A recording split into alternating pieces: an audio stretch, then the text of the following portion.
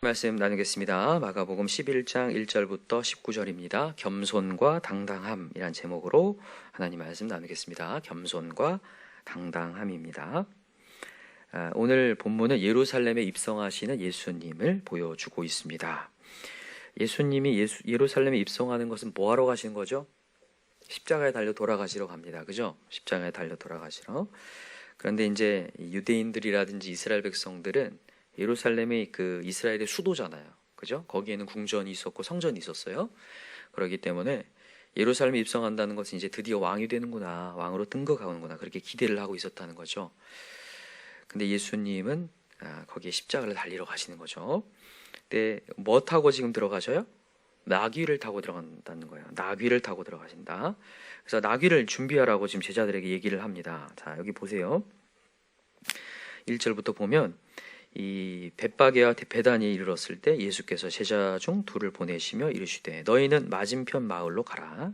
그리로 들어가면 곧 아직 아무도 타보지 않은 나귀 새끼가 메어 있는 것을 보리니 풀어 끌고 오라. 만일 누가 너에게 왜 이렇게 하느냐 묻거든 주가 쓰시겠다 하라. 그리하면 즉시 이리로 보내리라 하시니. 그래서 가서 이제 나귀 새끼를 끌고 오라고 합니다. 그리고 누가 뭐라고 하면 주가 쓰시겠다 하라. 이걸 보면서 우리가 아는 건 뭐냐면, 여러분 이거는 다 지금 예언이 되어 있는 부분이에요. 스가랴 9장 9절에 이미 예수님이 평강의 왕, 능력의 왕, 구원의 왕, 겸손의 왕이 예루살렘에 입성할 때에 나귀 새끼를 타고 오신다, 이렇게 이미 예언이 되어 있습니다. 이제 문제는 우리가 이제 뭘 이제 호기심을 갖게 되냐면, 왜 하나님은 나귀를 타고 오게끔 예언을 하셨을까? 왜 나귀 새끼? 그것도 나귀 새끼잖아요. 그죠? 멋진 흰말 타고 오면 얼마나 좋아요. 그죠? 멋있게 개선문을 통과하는 장군처럼, 승리한 장군처럼 멋있게 타고 입성하셔서 궁전에 들어가시면 얼마나 좋겠습니까? 그런데 나귀 새끼, 보잘것없는, 여러분 나귀 보셨나요? 나귀 보신 분 있나요? 제가 이스라엘 가서 나귀를 봤는데 너무 초라해 보여요. 조그만 아이들이 타고 다녀요, 나귀를요. 조그마니까요. 다리도 짧고 체구도 짧아요. 그래서 보잘것없게 생겼거든요. 근데 나귀 새끼면 얼마나 작으겠어요. 아마 예수님의 발이 달 것 같아요, 이렇게 타면. 그런 나귀 새끼, 전혀 위용이 느껴지지 않는 나귀 새끼를 타고 입성을 하는 장면을 한번 상상해 보세요. 왜 예수님은 나귀 새끼를 타셨는가? 그걸 먼저 좀 알아봅시다. 여러분 예수님이 지금 나귀를 탄다고 해서 그게 저급한 것이 아니에요. 그죠? 여러분 세상을 살면서 어떤 게 우아하고 고급스러운가? 좋은 차를 타고 다니고 옷을 멋있는 것을 입고 명품백을 차고 뭐 엄청난 괜찮은 뭐 귀금속을 뭐 치장한다고 해서 그것이 고급스러운 것은 아니라는 걸 우리는 잘 알고 있어요. 우리가 뉴스에서 갑질 논란 같은 거 많잖아요. 그죠? 자기가 다 가진 자라고 해가지고 사람들을 함부로 여기는 사람들. 여러분 고급스러움과 저급함은 우리 겉에 포장된 것으로 말미암아 나타나는 것은 아니라는 거죠. 여러분 예수님이 나귀 새끼를 탔다고 해서 저급한 것은 아니라, 여러분 예수님이 왜 나귀를 타셔도 입성하는데 많은 사람들이 지금 호산나 호산나 구원, 호산나가 무슨 뜻이에요? 주여 구원하소서, 이런 뜻이거든요. 주여 구원하소서, 구원자 하나님을 막 찬양을 한단 말이에요. 왜 예수님은 이 나귀 새끼를 타셔도 겸손한 모습으로 가셔도 당당한 모습으로 나타날 수 있는가? 여러분 예수님은 그 안에 뭐가 있냐면 진리가 있기 때문에 그렇습니다. 아니 뭐 예수님 자체가 진리죠. 진리가 있기 때문에 그 안에는 당당함이 있고 그 안에는 겸손함이 있는 거죠. 또 하나는 진리와 더불어 뭐가 있냐면 예수님은 구원하려고 오신 분이에요. 예수님은 자기 자신을 높이러 오신 분이 아니에요. 이 궁전에 등극하러 오신 분이 아니라고요. 만약에 예수님이 궁전에 들어가려고 하는 진짜 세상 왕처럼 오셔야 된다면 말을 타고 오셨을 거예요. 근데 예수님은 그거 하러 오신 건 아니라 우리를 위하여 구원하러 오셨다고요. 죽으러 오셨다고요. 그렇기 때문에 말이 필요 없는 거죠. 큰 말, 웅장한 거, 카페트가 필요 없어요. 예수님은 진리를 머금고 그는 정말 죽기 위하였어. 사명을 감당하기 위해 오셨기 때문에 겸손과 당당함이 존재하고 있는 거예요. 여러분, 이 겸손함과 당당함을 갖춘다는 거 정말 놀라운 정금이에요, 이게. 여러분, 우리 신앙인의 겸손함과 당당함을 동시에 갖춘다는 거 진짜 아름다운 모습이거든요. 여러분, 우리 이런 모습 갖춥시다. 근데 참 쉽지가 않아요. 어떤 사람은 막 당당해 보이는데 그 안에 막 교만이 서려 있어요. 겸손한 것 같은데 비굴함이 섞여 있어요. 이 겸손과 당당함을 같이 갖고 가기가 너무 쉽지 않아요. 근데 예수님은 지금 나귀를 탔는데도 전혀 비굴하지 않아요. 당당하게 지금 입성을 하고 있는 부분이거든요. 이 두 가지를 갖춘다는 거예요. 여러분, 겸손 한번 먼저 알아봅시다. 여러분, 겸손의 반대가 뭐예요? 교만이죠. 교만의 특징이 있어요. 교만은 자기 생각에 갇혀 있다라는 거예요. 자기 생각. 자기만 있어요. 겸손할 수 있는 이유는요, 하나님을 의식할 때예요. 또 하나는 남을 배려할 때, 그때 겸손이 찾아오는 거거든요. 교만은 자기 안에 갇혀 있을 때, 남이 생각되지 않을 때, 상대방이 생각되지 않고 나만 생각하고 있을 때. 여러분, 인간이 얼마나 무서운지 내 생각이 빠져 있잖아요. 지금 이 대중 가운데서 막 웃고 떠들어도요, 혼자서 스스로 소외감을 느낄 수 있는 게 인간입니다. 자기 안에 갇혀서. 남들은 다 지금 어떤 이야기에 웃으면서 막 놀고 있는 것처럼 보이는데 혼자서는 딴 생각 속에 빠져서 나는 왜 여기서 어울리지 못할까 라면서 소외감에 빠질 수 있는 게 인간이라고요. 자기 생각 속에 빠져서, 피해의식에 빠져서. 이게 자기 생각 속에 빠지기 때문에 그래요. 오늘도 살아계신 하나님을 느끼면서 내가 저 사람에게 어떻게 구원할까라고 하는 배려에 대한 마음이 생기는 순간 겸손이 찾아오거든요. 근데 그렇지 않고 내 생각 속에 빠지잖아요. 그 교만이 되는 거예요. 그 교만이 되어서 그 교만이 나를 짓눌러요. 그리고 누군가를 구원하는 게 아니라 누군가를 짓밟죠. 누군가를 불평하게 되고 원망하게 되죠. 그래서 여러분, 오늘도 나로부터 올라오는 교만을 오늘도 물리쳐야 돼요. 또다시 올라와서 내 생각 속에 빠져요. 나만 고립되어 있고 나만 피해자고 나만 손해보고 있는 내 모습이 막 상상이 되면서 그때부터 막 궁지로 몰려요, 자기가. 그러니까 누군가를 구원할 수도 없고 누군가 영향력을 미칠 수 없는 사람이 되어버리는 거거든요. 근데 오늘 예수님은 그게 아니죠. 구원하기 위해 오셨고 진리이신 하나님을 갖고 있기 때문에 당당하면서 겸손한. 당당함 얘기해 볼게요. 왜 예수님 당당하신가? 아까 얘기했듯이 진리를 붙들고 있기 때문에. 여러분, 진리가 변합니까? 안 변합니까? 안 변해요. 진리는 변하지 않아요. 전능의 하나님의 능력은 변치 않습니다. 여러분, 왜 우리가 비굴해지고 당당해지지 못하냐면요, 내 실력 묵상하니까, 내 변화무쌍한 상황을 묵상하니까 이게 비굴해져 버려요. 나도 모르는 사이. 어떤 사람은 뭐 나 예수 있으니까 당당하다고 얘기하지만 그렇지 않아요. 상황이 딱 오는 순간 두려움이 확 찾아오면서 그냥 나도 모르게 비굴함이 찾아오고 입에서 불평이 그냥 나와요. 원망이 그냥 나오고요. 오늘도 여러분과 제가 어떤 것을 치장하고 포장해서가 아니라 진리가 있기 때문에 당당하고 진리가 있기 때문에 겸손했으면 좋겠습니다. 그리고 오늘도 나는 영혼 구원이 내 사명이다. 오늘도 직장이든 가정이든 학교든 어디 가서든 내가 정말 해야 될 역할은 영혼 구원이다. 그것이 내 마음 가운데 품어지는 순간 겸손이 나도 모르게 찾아올 줄 믿습니다. 그런데 누가 나를 주목해 주지 않을까? 내 것 챙기기에 바빠지는 순간 그때부터 겸손은 그냥 사라져 버립니다. 그냥 완전히 사그라져 버리고 교만만 남아요. 나만 딱 남아있어요. 내 실력만 묵상하다가 비굴해지면 그냥 누군가를 구원할 수 없는 사람이 되어버리는 거죠.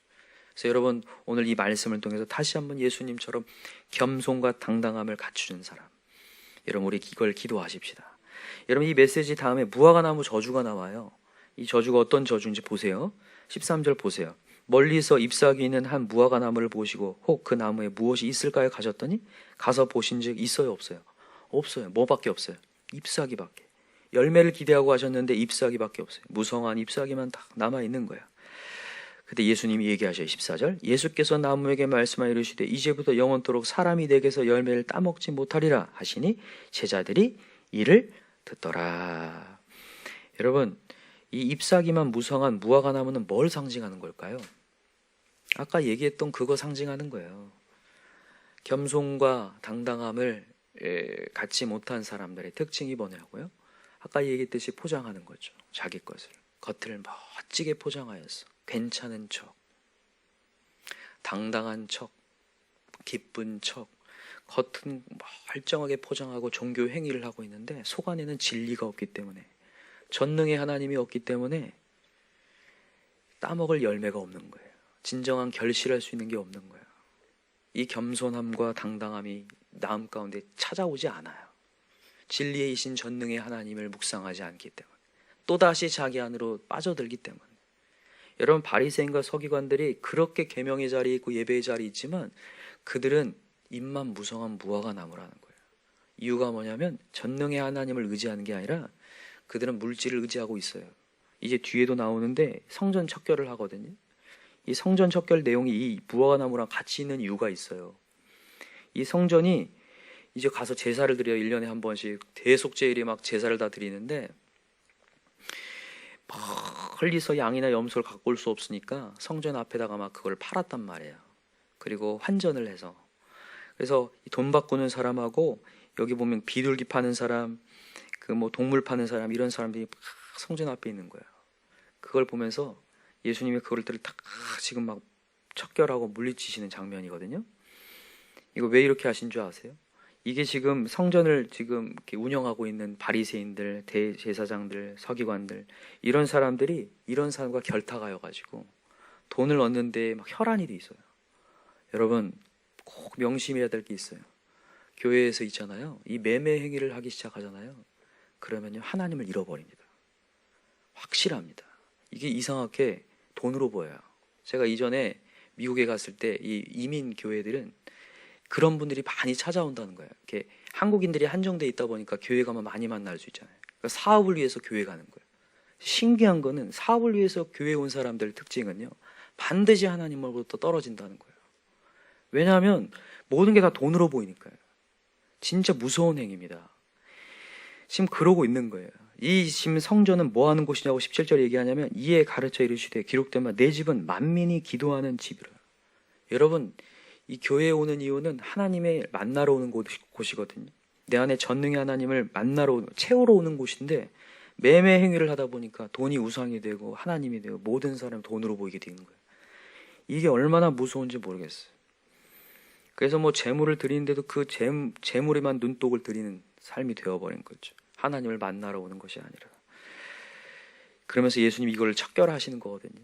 지금 이 바리새인과 서기관들이 그런 모습이에요. 전능의 하나님을 담는 것이 아니라 세상을 담고 물질을 담다 보니까 그 안에는 겸손이 아니라 교만이 자리 잡아요. 내가 돈이 있으므로 교만해지는 거. 아까 전에 얘기했듯이 갑질을 왜 하게 됩니까? 돈이 우상이니까 갑질을 하게 돼요. 저 영혼을 살려야겠다는 사명에 집중하는 게 아니라 돈이 있으면 다 된다라고 생각, 물질 만능주의 때문에 갑질을 하게 되거든요. 이건 사람으로 보이질 않아요. 여러분, 물질이 우상이 되는 것은 사람이 아닙니다. 그런 사람들 많아요. 그렇지 않을 것 같이 보여도 우리가 나도 모르게 시스템이 바뀌어버려요. 사람으로 안 보여요. 영혼권으로 안 보여요. 사랑해야 될 사람으로 안 보여요. 이 사람이 나한테 이윤을 추구해 줄 수 있는 사람인가, 손해가 되는 사람인가, 이익이 되는 사람으로만 보이지. 근데 여러분, 영혼권 하려면 반드시 손해가 있어야 된다고 했거든요. 나를 힘들게 하거든요. 날 어렵게 해요. 날 눈물 흘리게 하거든요. 근데 이 세상 시스템으로 딱 바뀌는 순간 절대 영혼권이 안 돼요. 그냥 다 손해와 이익을 향해서만 보게 되지. 지금 바리새인들 딱 그 모습이에요. 저 사람이 얼마큼 갖고 왔는가. 이것에 혈안이 되어가지고 무너지는 거예요. 그래서 입만 무서워한 거죠. 종교 행위는 엄청 있고 예배는 엄청 드리고 계명은 엄청 하는 것 같은데 하나도 따먹을 게 없는 사람. 그래서 여러분과 제가 오늘도 우리의 삶을 돌아봐야 돼요. 나도 모르게 세상 시스템으로 딱 갖고 있어요. 사람을 대할 때 그렇게 대한다니까요. 나도 모르게 그렇게 대하고 있어요. 저 영혼을 배려하려고 하는 겸손이 없어요. 모든 것을 나를 편안하게 해주는가, 나를 힘들게 하는가, 딱 그것만 딱 판단하게 되는 거죠. 그러다가 우리의 이 삶을 무너뜨리고 사명을 잃어버리게 만들고, 그리고 어느 순간 비굴해져 버려요. 돈이 없는 순간 비굴해지고, 상황이 어려운 순간 비굴해져 버려요. 당당함 없어져 버립니다. 진리 따위 필요 없는 거죠. 예수 있어봤자 안 돼요. 나한테 뭘 주느냐 이렇게 생각. 이 물질 만능주의의 시스템이거든요. 여러분, 이거 나는 물질 만능주의는 아니야 이렇게 생각하지 마세요. 우린 세상에 있습니다. 지금 나도 모르는 사이에 내 머릿속이 그렇게 바뀌어져 버려요. 사람을 대할 때 그렇게 이렇게 대한다니까요. 그래서 여러분, 오늘도 그거 뽑아내야 돼요. 다시 뽑아내고 나귀 타신 예수님을 보셔야 돼요. 그리고 당당하게 입성하고 계시는 우리를 위해서 구원하려고 그 사명에 집중하기 위해서 오고 계시는, 그러나 마음 가운데 물질 맞는 주가 있는 순간 예수님이 너무 창피하게 느껴질 거예요. 나귀 타기 오시는 예수님이 너무 창피해서 보기 싫을 거예요. 아우, 왜 저렇게 오시나, 왜 이렇게 비천한 모습으로 이렇게 된다고요. 그러나 내 물질 만능주의가 사라지고 진정한 구원의 하나님, 진리신 저분만이 우리의 생명을 구할 수 있다는 것이 확실해지는 순간 예수님이 비굴하게 느껴지지 않습니다. 비천하게 느껴지지 않아요. 아주 당당해지죠. 정말로. 그래서 여러분, 이 마음을 가지고 다시 한번 우리 머릿속에 있는 세상의 시스템 다 무너지게 해달라고, 다 유산되게 해달라고 우리 간절히 기도하시고, 내 마음 가운데 다시 한번 겸손함과 당당함을 품게 해달라고 기도할 수 있는 저와 여러분들 간절히 기도합니다. 기도합시다. 이 시간에 간절히 기도할 때 예수님께서 입상하시는 이 장면을 통하여서 다시 한번 우리를 보게 하시니 감사합니다. 때로는 우리가 이 마가복음의 복음서를 보면서 너무 인간의 생각하고는 반대 방향으로 가잖아요. 근데 여러분, 이 메시지를 깨닫고 나면 너무나 감사해요. 야, 그렇구나. 내가 또 세상에 홀려 있었구나. 또 내가 세상 시스템에 홀려 있구나. 이 느끼거든요. 오늘도 여러분, 나를 위해 살지 말고, 여러분 우리 주를 위해 삽시다. 나를 위해 살지 말고 저 영혼을 위해 삽시다. 저 영혼이 어떤 짓을 하더라도 그게 문제가 아니라 저 영혼이 불쌍히 여겨져야 돼요. 긍휼히 여겨져야 되고, 저 영혼을 위해서 죽겠다고 하는 각오를 할 때에 다 살아나는 역사가 일어나고, 나도 모르는 사이에 배려가 나타나기 시작하고, 겸손이 나타나기 시작하고, 당당함이 나타날 줄 믿어요. 그래서 오늘도 당당함과 겸손을 갖추어서 영혼 구원에 힘쓸 수 있는 자 되게 해달라고, 특별히 오늘은 금요 목장이 있는 날입니다. 여러분들, 특별히 우리 목원들 다 독려해서 가정마다 다 목장이 살아날 수 있게 해달라고. 여러분, 우리가 가정교회를 이렇게 해온 이유가 이때를 위함인 것 같아요. 정말요. 그래서 가정교회가 다시 한번 이번 기회를 통해서 살아날 수 있게 하시고, 특별히 이 금요 메시지를 가지고 좀 묵상을 하세요. 다 겸손함과 당당함을 우리가 얼만큼 갖추고 있는가. 정말 예수라는 진리 때문에 당당함과 여유와 겸손을 갖추고 있는가. 상황에 일희일비하는가 한번 잘 돌아보실 수 있고, 혹시 생각이 안 나면 말씀을 다시 한번 또 묵상하셔서 이렇게 나눌 수 있는 좋은 시간들 되셨으면 좋겠습니다. 우리 주여 삼창 간절히 부르고 기도합시다. 주여, 주여, 주여. 하나님 아버지 감사합니다.